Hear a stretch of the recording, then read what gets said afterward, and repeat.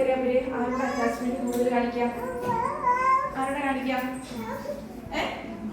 അമ്മയോടല്ലേ? അതിന്റെ ഒരു ഉദാഹരണമാണ് മോൻ കയറിയിട്ട് ഇവിടെ ഇരുന്നത്. അറ്റാച്ച്മെന്റ് ആണത്, കംഫർട്ട് സോൺ ആണത്. കുറ്റം പറഞ്ഞതല്ല, കംഫർട്ട് സോൺ ആണത്. കുട്ടികൾ അങ്ങനെയാണ്. പക്ഷെ അതിൽ മാറേണ്ടിയിരിക്കുന്നു. എവിടെ? അവർ അഡോളസൻസിലേക്ക് വരുമ്പോൾ അവർ ഓട്ടോമാറ്റിക്കായിട്ട് അമ്മേനെ അങ്ങോട്ട് മാറ്റിയെടുക്കും, പുതിയ ഫ്രണ്ട്സിലേക്ക് മാറും. ഈ ഫ്രണ്ട്സിലേക്ക് പോകുമ്പോൾ ഫ്രണ്ട്സ് കൃത്യമായിട്ടും തിരഞ്ഞെടുക്കാനുള്ള കഴിവ് കുഞ്ഞിനുണ്ടാവും. അതിനുള്ള അവയർ നമ്മൾ കൊടുത്തിട്ടുണ്ടോ? നമ്മൾ കൊടുക്കുന്നുണ്ട്, പക്ഷെ അത് പൂർണ്ണമാകണമെന്നില്ല. അപ്പൊ ആദ്യം വേണ്ടത് നമ്മൾക്ക് കൃത്യമായിട്ടുള്ള അവരുടെ ഫ്രണ്ട്സ് ആരാണ്, അവരെങ്ങനെയുള്ളവരോടാണ് കൂട്ടുകൂടാൻ ഇഷ്ടപ്പെടുന്നത്, അവരുടെ ഇഷ്ടങ്ങൾ എന്തൊക്കെയാണ്, എന്തൊക്കെ ഗെയിംസ് ആണ് അവന് താല്പര്യം, ഇതൊക്കെ നമ്മൾ അറിയണമെന്നുണ്ടെങ്കിൽ നമ്മൾ പഠനത്തിൽ ശ്രദ്ധിക്കാറുണ്ട് അല്ലേ? പഠിക്കും നമ്മൾ പറയാറില്ലേ? ഈ തവണ ഞാൻ പറയാറുണ്ട്. ഒപ്പം തന്നെ എന്ത് ചെയ്യണം? അവരുടെ കളികൾ എന്താണ് ഇഷ്ടം, ഇതിനൊക്കെ നമ്മൾ ഒരു സ്പേസ് ക്രിയേറ്റ് ചെയ്യണം. ചിലപ്പോൾ നമ്മൾ വർക്ക് ചെയ്തുകൊണ്ടായിരിക്കാം ഇവിടെ ഇരുന്ന് പോയാ. അപ്പോ ചിലപ്പോ നമ്മൾ കിച്ചണിൽ പണിയെടുത്തുകൊണ്ടായിരിക്കാം, ചിലപ്പോ നമ്മൾ അലക്കിക്കൊണ്ടായിരിക്കാം, നമ്മൾ എന്തുമാവട്ടെ, ചിലപ്പോ നമ്മള് ഭക്ഷണം കഴിക്കുന്ന സമയത്തായിരിക്കാം. ഏത് സമയമായാലും ഈ കുഞ്ഞിന്റെ അടുത്ത് സംസാരിക്കാനുള്ള, അവനെ ശ്രവിക്കാനുള്ള ഒരു സ്ഥലം നമ്മൾ ക്രിയേറ്റ് ചെയ്ത് കഴിഞ്ഞാൽ ഒരുപാട് പ്രശ്നങ്ങൾ നമുക്ക് ഒഴിവാക്കിയെടുക്കാം. പിന്നെ ഇവർക്ക് വേണ്ട എന്താണെന്ന് വെച്ച് കഴിഞ്ഞാൽ ഇവർക്ക് ഇമോഷണൽ സപ്പോർട്ടാണ് വേണ്ടത്. ആ ഇമോഷണൽ സപ്പോർട്ട് കൊടുക്കേണ്ട പ്രത്യേകിച്ച് അച്ഛനും അമ്മയും തന്നെയാണ്. ഞാൻ ചില കേസുകളൊന്നും ഞാനിവിടെ പറയില്ല. ചില കേസുകളിലൊക്കെ ഞാൻ ശ്രദ്ധിച്ചൊരു കാര്യം, കുഞ്ഞിങ്ങനെ വിഷമിക്കുന്നുണ്ടാവാം, അമ്മയുടെ ഒരു ഹഗ്ഗിങ് മീൻസ് ഒരു കെട്ടിപ്പിടുത്തം, അച്ഛൻ്റെ ഒരു തലോട്, അതിനൊക്കെ വേണ്ടിയിട്ട് ചില കുട്ടികളൊക്കെ ഇങ്ങനെ വിഷമിക്കണം. അച്ഛന് ആഗ്രഹം ഉണ്ടാവാം, അമ്മയ്ക്കും ആഗ്രഹമുണ്ട്. പക്ഷെ ഇവരുടെ പണി, വീട്ടിലെ പണിയും പുറത്തെ പണിയും എല്ലാം കൂടെ കാണുമ്പോൾ മൊത്തത്തിൽ സമയം ഉണ്ടാവില്ല. ഈ പറഞ്ഞ ഞാനും പണിക്ക് പോകുന്ന ആളാണ് അല്ലേ? ഇതുപോലെ ഞാനും വരുന്നുണ്ട്. അപ്പോ ഞാൻ ചെയ്യുന്നത് എന്താണെന്ന് വെച്ച് കഴിഞ്ഞാൽ ഒരു എക്സാമ്പിൾ പറഞ്ഞുതരാം. ഈ വൈകുന്നേരം ഫുഡ് കഴിച്ച് സന്ധ്യാപ്രാർത്ഥനയുണ്ട്, ക്രിസ്ത്യനാണ് ഞാൻ. അപ്പൊ സന്ധ്യാപ്രാർത്ഥനയൊക്കെ കഴിഞ്ഞ് സന്ധ്യാപ്രാർത്ഥന ഇടയ്ക്ക് ഞങ്ങൾ വർത്താനം പറയും. അത് ഞങ്ങൾക്കൊരു വഴക്കും കേൾക്കാം. എന്റെ പേരൻസ് ഏജ്ഡാണ്, 70 above ആണ്. എന്നാലും ഞങ്ങൾ മൈൻഡാക്കത്തില്ല. ഞങ്ങൾ ഇടയ്ക്ക് അങ്ങോട്ട് നോക്കിച്ചിരിക്കും, ഇങ്ങോട്ട് നോക്കിച്ചിരിക്കും. പക്ഷെ ഞങ്ങൾ കാണുന്ന ഒരു സന്തോഷം. അപ്പൊ ഞാൻ എന്റെ അപ്പനോട് ചോദിക്കുന്ന ഒരു കാര്യം, അപ്പൊ ഇങ്ങനെ മസില് പിടിച്ച് നിന്ന് ഇങ്ങനെ പ്രാർത്ഥന ദൈവം കേൾക്കും. നമ്മൾ പ്രാർത്ഥിക്കണം, പക്ഷെ അത് സന്തോഷത്തോടു കൂടി പ്രാർത്ഥിക്കണ്ടേ. എനിക്ക് എന്റെ കുഞ്ഞുങ്ങളുടെ കൂടെ സ്പെൻഡ് ചെയ്യാനായിട്ട് കിട്ടുന്ന ഒരു ടൈം എന്ന് പറയുന്നത് വൈകുന്നേരങ്ങളിലാണ്. അപ്പൊ അവര് വേറെ സ്കൂളിലാണ് പഠിക്കുന്നത്, അവര് വൈകിയാണ് പഠിക്കുന്നത്, ഞാൻ കാട്ടുകൊടുത്താണ്. രണ്ടുപേരും കാണുന്നില്ല.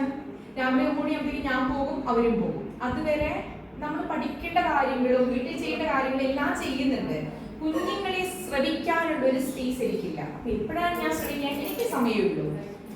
ഈ സന്ധ്യാപ്രാർത്ഥന കഴിഞ്ഞ് ഭക്ഷണം കഴിക്കാൻ ഇരിക്കുന്ന നേരം മുതലേ ഞങ്ങൾ സംസാരിക്കും. പക്ഷെ ഭക്ഷണം കഴിക്കുമ്പോൾ ചിലപ്പോൾ ഞങ്ങൾ സ്പീഡിൽ കഴിച്ചു പോകും. അത് കഴിഞ്ഞിട്ട് കുറേ നേരം, ഏതാണ്ട് ഒരു 1.5 മണിക്കൂർ നേരം രണ്ടുപേരുടെയും കഥകൾ കേട്ടുകൊണ്ടിരിക്കും. കുറേയൊക്കെ ഞാൻ വിടും, എല്ലാം സ്റ്റോർ ചെയ്യാൻ പറ്റില്ല. ചില കാര്യങ്ങൾ എങ്ങനെ സ്ട്രൈക്ക് ചെയ്യാറുണ്ട്. ചിലപ്പോൾ നോക്കിയിരിക്കും, 10 മിനിറ്റ് അകലം എന്നാണ് പറയുന്നത്. ഇരിക്കാൻ പറ്റുമോ? അത്രയും കുട്ടികൾ ഇരിക്കുമോ? ഇല്ല. അപ്പൊ എന്ത് സംഭവിക്കും? തലച്ചോറിനെ ചൂടാവും. തലച്ചോറിലെ ഞരമ്പുകളെല്ലാം ചൂടാവും. കാരണം ഇവിടുത്തെ ചൂട് ഇങ്ങനെ പാസ് ചെയ്യും. ഇതല്ലേ പറയുന്നേ? അപ്പൊ ഇതെല്ലാം പാസ് ചെയ്യും. ഇത് ഫുള്ള് പാസ് ചെയ്തിട്ട് അവിടെ ഫുള്ള് ചൂടാവും. പിന്നെ ഇങ്ങനെയാണ് ഇവരുടെ ഹോർമോൺ സ്റ്റേറ്റസുകളും കെമിക്കൽ ചേഞ്ചസുകളും നടക്കുക. അതാണ് അതിന്റെ വിഷയം. ശരിക്കും പറഞ്ഞാൽ റേഡിയേഷൻ അത്ര പ്രശ്നം ആണോ? ഇത് തോന്നുന്നുണ്ടോ? റേഡിയേഷൻ ഉണ്ട്. ഈ ലൈറ്റിനോ റേഡിയേഷൻ അല്ലേ? ഇല്ലേ? പ്രകൃതിയുടെ ലൈറ്റിന്, നമ്മുടെ സണ്ണിന്റെ റേഡിയേഷൻ ഇല്ലേ? നമ്മുടെ ഏറ്റവും വലിയ എനർജി സോഴ്സ് എന്ന് പറയുന്നത് നമ്മുടെ സണ്ണാണ് അല്ലേ? അതിന് റേഡിയേഷൻ ഇല്ലേ? ഇതൊക്കെ തന്നെ ചെയ്യുള്ളൂ. പക്ഷെ അത് അടുത്താണ് വരുന്നത് എന്നതാണ് എന്റെ പ്രശ്നം. കാര്യം മനസ്സിലായില്ലേ? അപ്പൊ റേഡിയേഷന്റെ പ്രശ്നം ഇതാണ്. റേഡിയേഷൻ തുല്യായിരിക്കും, കുറച്ച് ഏറ്റക്കുറിച്ചുകളേ ഉണ്ടാവുള്ളൂ. അത് അടുത്താണ് വരുന്നത്. പള്ളി കുറച്ച് ദൂരെയാണ്, സണ്ണ് കുറച്ച് ദൂരെയാണ്. അപ്പൊ അത് നമ്മുടെ ശരീരത്തിന് കടിക്കുന്ന ആ ദൈർഘ്യം, ആ ദൂരം, അത് വ്യത്യാസമാണ്. അതാണ് നമ്മളെ കൊണ്ട് പോവുക. കുട്ടികള് മൊബൈൽ കളിക്കുന്ന കുട്ടികൾക്ക് പിന്നെ ഒരു പ്രശ്നം എന്താ വെച്ച് കഴിഞ്ഞാൽ റീൽസ് ഒക്കെ കണ്ടാലും അവർ അഡിക്റ്റഡ് ആവണമെന്നില്ല. അവർ വിശന്നാലും ഈ സാധനത്തിന് വരില്ല ബ്രേക്ക്. ശരിയല്ലേ? അതെന്തുകൊണ്ടാണെന്ന് വെച്ച് കഴിഞ്ഞാൽ അവരതിനകത്ത് അവരുടെ കളറുകളും അവരെ പിടിച്ചു നിർത്തുന്ന കുറെ സാധനങ്ങളൊക്കെയാണ് റീൽസിൽ കിട്ടിയിരിക്കുന്നത്. നമ്മളിപ്പോ ഒരു പാട്ട് കച്ചേരിക്ക് പോയി, നമ്മളത് കേട്ടുകൊണ്ടിരിക്കുക, നമുക്ക് വിശക്കുന്നുണ്ട്, നമുക്ക് വീട്ടിൽ വരാൻ ഇഷ്ടമുണ്ടാവുമോ? നമ്മുടെ പ്രവർത്തിച്ചേ അവിടെയാണ് പ്രവർത്തിച്ചേക്കണേ. അപ്പൊ അവിടെ ഇങ്ങോട്ടേക്ക് വരാൻ നമുക്ക് താല്പര്യമില്ല. പുഴയിൽ ഇറങ്ങി കഴിഞ്ഞാലോ, പുഴയിൽ ഇറങ്ങി പോയി കുറച്ച് പോയി കഴിഞ്ഞിട്ടുണ്ടെങ്കിൽ തിരിച്ച് വരണമെങ്കിൽ നമുക്ക് വിഷമ അല്ലേ? സമയമൊക്കെ ആവാൻ വേണ്ടിയിട്ട് നമ്മൾ നോക്കി പോകാൻ വേണ്ടി വേഗം പണി തീർത്ത് നമ്മൾ പോകും. അതാണ് നമ്മുടെ അവസ്ഥ. നമ്മുടെ അവസ്ഥ അതാണ്. കുട്ടികളുടെ അവസ്ഥ എന്തായിരിക്കും? ഈ ഫോണിനകത്ത് ഇരിക്കുമ്പോൾ തിരിച്ചു വരാൻ പാടാണ്. അവരുടെ ഹാപ്പി മൊമെന്റ്സ് പ്രൊഡ്യൂസ് ചെയ്തിരിക്കുന്ന ഈ ഒരു സാധനത്തിനകത്താണ്. അതുകൊണ്ടാണ് പറയുന്നത് ടൈം ഇത് അറിയാതെ മുന്നോട്ട് പോകാനാവില്ല. ഇന്ന് റോബോട്ടിക് യുഗം വന്നു കഴിഞ്ഞു. പാത്രം കഴുകുന്ന റോബോട്ടുകളെത്തി, സർജറി നടത്തുന്ന അറിയില്ലേ? നമ്മുടെ കോഴിക്കോടൊക്കെ ഉണ്ട് ഹോസ്പിറ്റല്, റോബോട്ടിക് സർജറി നടത്തുന്നുണ്ട്. അവിടെയൊക്കെ വന്നിരിക്കുന്ന ഒരു നഴ്സും ഒരു ഡോക്ടറും മതി, വേറെ ആയിട്ട് വേണ്ട.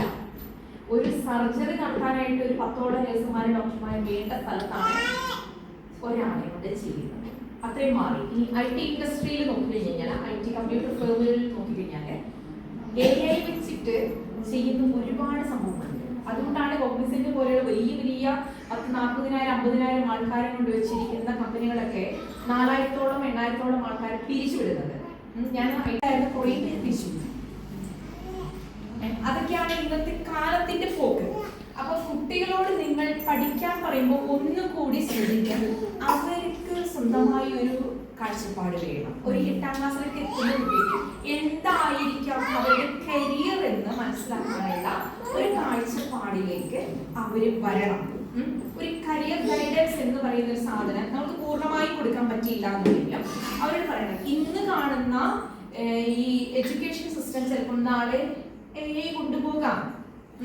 കൊണ്ടുപോയി കുറെ സ്കൂളുകളൊക്കെ ഉണ്ട്.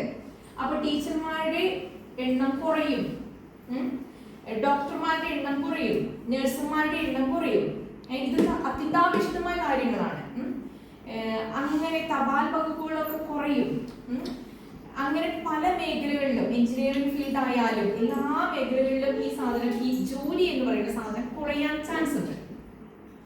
അപ്പൊ അവരവരുടെ ടാലന്റ് എന്താണോ അതിനനുസരിച്ച് ഫ്രീലാൻസർ സ്വന്തമായിട്ട് ഒരു കെട്ടുറപ്പുണ്ടാക്കിയെടുക്കാൻ പ്രാപ്തമാക്കേണ്ടത് നമ്മളുടെ ഉത്തരവാദിത്വം കൂടിയാണ്. അവയർനെസ് കൊടുക്കാൻ ടീച്ചേഴ്സിനെ കൊണ്ട് പറ്റും. എവിടെ കൃത്യമായിട്ടുള്ള അവയർ കിട്ടുമോ അവിടേക്ക് നമ്മൾ അവരെ വിടണം. മനസ്സിലായോ?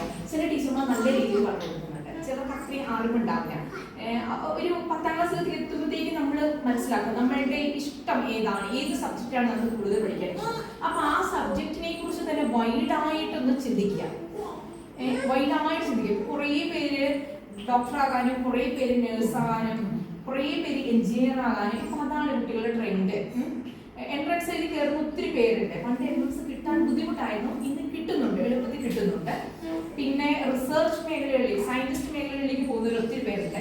ഇതിനൊക്കെ പ്രൊജക്ട് കിട്ടണേ. പ്രൊജക്ട് കിട്ടിയാലേ ഇവിടെയൊക്കെ നിൽക്കാൻ പറ്റുള്ളൂ. ഹോസ്പിറ്റലുകൾ നിലനിർത്തുന്നുണ്ടെങ്കിൽ ഇത്ര ഓപ്പറേഷൻ ആണ് നടത്തിയിരിക്കണം, ഇത്ര ക്ലയൻസിനെ നിങ്ങൾ കണ്ടിരിക്കണം, അത് നിർബന്ധമാണ്. അങ്ങനെ ഉണ്ടെങ്കിലേ ഹോസ്പിറ്റൽ നിലനിൽപ്പുള്ളൂ. അതുകൊണ്ടാണ് ചില ഹോസ്പിറ്റലൊക്കെ ബിസിനസ് തന്ത്രമായിട്ട് പല കാര്യങ്ങളും നടക്കുന്നത്. അപ്പോൾ ഇതൊക്കെ എന്ത് ചെയ്യണം? ഇതൊക്കെ ഉണ്ടെങ്കിൽ അതിലേക്ക് മാത്രമായിട്ട് ശ്രദ്ധ തിരിക്കേണ്ട ആവശ്യമൊന്നുമില്ല. ഇഷ്ടംപോലെ വേറെ ഫീൽഡുകളുണ്ട്. ആർക്കിടെക്ചർ മേഖലകളിൽ ഇഷ്ടംപോലെ ഇപ്പം കടന്നുകയറ്റങ്ങൾ വരുന്നുണ്ട്. ഇനി ഫാഷൻ ഇൻഡസ്ട്രിയില് ബ്യൂട്ടീഷ്യൻ സംബന്ധമായിട്ടുള്ള, അങ്ങനെ ഫോട്ടോഗ്രാഫി, ഇതിലൂടെയൊക്കെ വരുന്നുണ്ട്. ഇവരോട് ഇതൊക്കെ സെലക്ട് ചെയ്യാൻ പറയും. എല്ലാ കാര്യങ്ങളെ കുറിച്ച് കൃത്യമായിട്ടൊരു ബോധം കിട്ടുന്ന രീതിയിൽ ഏതെങ്കിലും ഒരു കരിയർ ഗൈഡൻസ് തരുന്ന ആൾക്കാരുണ്ടാവാം. അവരുടെ ക്ലാസ്സുകൾ അറ്റൻഡ് ചെയ്യാനായിട്ട് ആവശ്യപ്പെടുക. റീൽസ് കാണുന്ന സമയത്ത് അവരോട് പറയാം, നിങ്ങൾ കണ്ടോ, കാണുന്നതിന് കുഴപ്പമൊന്നുമില്ല, പക്ഷെ 1-2 കാണുമ്പോൾ ഇങ്ങനെയുള്ള കാര്യങ്ങൾ നോക്കുകയാണെന്ന് വെച്ചാൽ ഒരു പക്ഷെ നിനക്ക് എന്തെങ്കിലും ഉപകാരപ്പെട്ടാലോ അങ്ങനെയൊക്കെ പറഞ്ഞാൽ കുട്ടികൾ കേൾക്കുള്ളൂ. നീ നോക്കട എന്ന് പറയുന്നത് നോക്കുകയല്ല, നമ്മൾ അങ്ങനെ ഇട്ട് കൊടുക്കാം. നമ്മുടെ ടോണിൽ ഒരു മാറ്റം വരട്ടെ. അപ്പൊ അവര് നോക്കും, അവർ ചിന്തിക്കാൻ ശ്രമിക്കും. പിന്നെ അവരെ കുറച്ച് പ്രൊമോട്ട് ചെയ്യുക, കുറച്ച് പ്രോത്സാഹനമൊക്കെ കൊടുക്കാം. ഒരുപാട് പ്രോത്സാഹനം വേണ്ട. മൊബൈൽ വാങ്ങിച്ചു തരാം. ഞാൻ ചില ക്ലൈൻറ്റ്സ് കണ്ട കാര്യം എനിക്ക് ഇഷ്ടപ്പെടാത്തൊരു കാര്യമാണ്. 10ാം ക്ലാസ് കഴിഞ്ഞ് കഴിഞ്ഞിട്ടുണ്ടെങ്കിൽ ഞാൻ ബൈക്ക് വാങ്ങിച്ചു തരാം. 10ാം ക്ലാസ് പഠിക്കുന്ന കൊച്ചിനോട് പറയാം, 15 വയസ്സായിട്ടുള്ളൂ. ലൈസൻസ് കിട്ടണില്ല 18. അപകടം ഉണ്ടാക്കിയ ഈ അപ്പൻ പോയി ഉണ്ടാക്കുമോ? എനിക്ക് നല്ല ദേഷ്യം വന്ന് ഞാൻ ശരിക്കും പറഞ്ഞു കഴിഞ്ഞാൽ ഷൗട്ട് ചെയ്യാൻ പറ്റില്ലല്ലോ എന്ന് വിചാരിച്ചത് മാത്രം ഞാൻ പറഞ്ഞ ചില തീരുമാനം എടുത്തത് എനിക്ക് തൃപ്തിയില്ല. അതിന് ഞാനൊരു പ്രോത്സാഹിപ്പിക്കുകയും ചെയ്യില്ല. പക്ഷേ ആലോചിക്കണം. ഒരു 2 ആഴ്ച കഴിഞ്ഞ് പറഞ്ഞു, മാഡം പറഞ്ഞത് ശരിയാണ്, ഞാൻ തീരുമാനം മാറ്റാം എന്ന് പറഞ്ഞു. കൊച്ചിവിടെ ബഹളം ഉണ്ടാക്കാൻ തുടങ്ങി. അപ്പം ഇതിനെ തീരുമാനമാക്കി ഞാൻ വിളിക്കും.